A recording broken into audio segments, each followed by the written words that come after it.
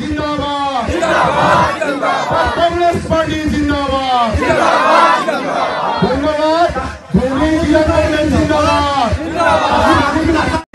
আপনারা ভাইগুলো অল্প আগত যান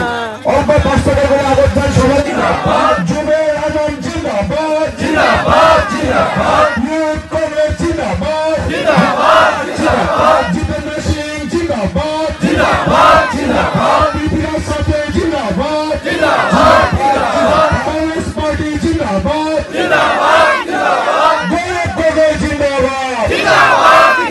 ভারত বাংলাদেশ হিমতে একেবারে শেষ সীমাত আহিছে কি কব চাওক এই নালিয়া বজাৰৰ অঞ্চলত নালিয়া অঞ্চলত আহি মই কাজী মাহমুদুল হাছান নথৈ আনন্দিত হৈছোঁ কাৰণ ইয়াতে মই এটা বস্তু গম পালোঁ যে নালিয়া অঞ্চলে কক বেৰভাঙি অঞ্চলে কক বিন্নাচাৰা অঞ্চলে কক হাৰ এটা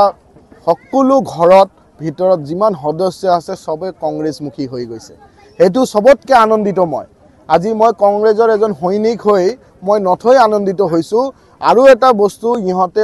প্ৰকল্প লৈছে ইহঁতে সিদ্ধান্ত লৈছে যে কংগ্ৰেছৰ ৰাইজে সিদ্ধান্ত লৈছে নালিয়া অঞ্চলৰ ৰাইজে সিদ্ধান্ত লৈছে যে এইবাৰ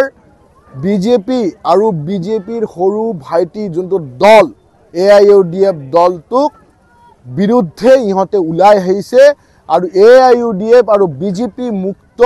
ধুবুৰী ৰচিবলৈ গৈ আছে 2026 চনত আপোনাক কৈ দিম দেখা গৈছে যে ধুবুৰী বিধানসভা সমষ্টিত যেটো সমষ্টি পুনৰ নিৰ্ধাৰণ হ'ল আৰু কেইবাগৰাকীও প্ৰাৰ্থী টিকট বিচাৰিছে হয় সেই ক্ষেত্ৰত টিকট পোৱাৰ পিছত দলীয় বিসম্বাদ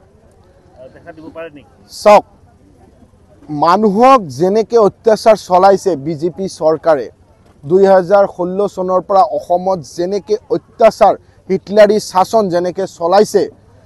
পাব্লিক তথা আমি আশাবাদী প্ৰাৰ্থীসকল আমি ৰাইজৰ স্বাৰ্থত ওলাই আহিছোঁ আমাৰ ভিতৰত কোনো ধৰণৰ কাজিয়া নাই আমি একত্ৰিত হৈছোঁ সেইকাৰণে ৰাইজো একত্ৰিত হৈছে এইবাৰ 2026 চনত কংগ্ৰেছ দলৰ প্ৰাৰ্থী বিপুল ভোটত জয়যুক্ত হ'ব এইটো স্পষ্ট কথা